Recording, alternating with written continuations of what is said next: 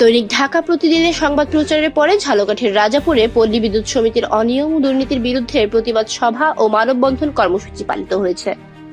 সোমবার সকাল 10টার দিকে উপজেলার সাতরি ইউনিয়নের নৈকাঠি বাজারে বরিশাল পিরোজপুর আঞ্চলিক মহাসড়কে স্থানীয় পল্লী বিদ্যুতের গ্রাহক ও ভুক্তভোগীরা এ আয়োজন করেন। এতে স্থানীয় বিভিন্ন শ্রেণী পেশার প্রায় 5 শতাধিক মানুষ অংশগ্রহণ করে পল্লী বিদ্যুৎ সমিতির অনিয়ম ও দুর্নীতির প্রতিবাদ জানায়। ঘণ্টাব্যাপী প্রতিবাদ সভা ও মানববন্ধন কর্মসূচিতে বক্তব্য রাখেন সাতরি ইউনিয়ন জামাতের আমির মোহাম্মদ মুস্তাফিজুর রহমান, ইউপি সদস্য মোহাম্মদ জাকির হোসেন, ব্যবসায়ী মোহাম্মদ দেলোয়ার হোসেন, মীর বাবুল, রাকিব হোসেন প্রমুখ।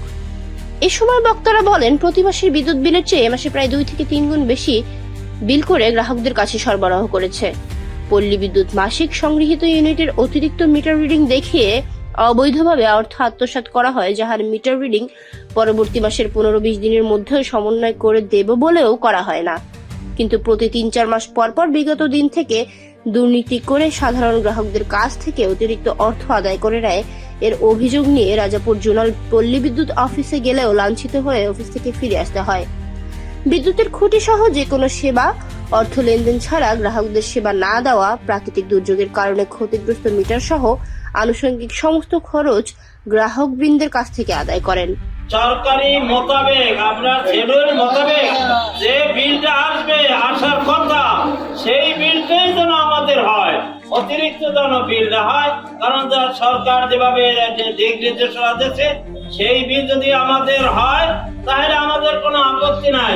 অতিরিক্ত বিল হলে সেখানে আপত্তি এবং আমরা আন্দোলন করব এবং সেই বৈষম্য দূর করবে ইনশাল্লাহ। এই বলে আমার বক্তব্য সমাপ্ত করলাম। আমার একই ব্যবহার বিদ্যুৎ আমার আসছে 1541 টাকা। কেন 1541 টাকা আসলে এইটা আমার দাবি। হয়তো হয়রানি করতেছে এবং অনেকেই আছে যে মিটারের কাছে যাই কোনো রকম একটু চোখ রেখে আবার মিটারে রিডিং করে ফেলে, কিন্তু মিটারে অনেক হেরফের হয়ে যায়। নতুন কাজ করে এক জনের বাড়িতে বিল আসে, গত মাসে দেখেছি আমি কারো বিল আসে 400 টাকা, এই মাসে আসছে 925 টাকা।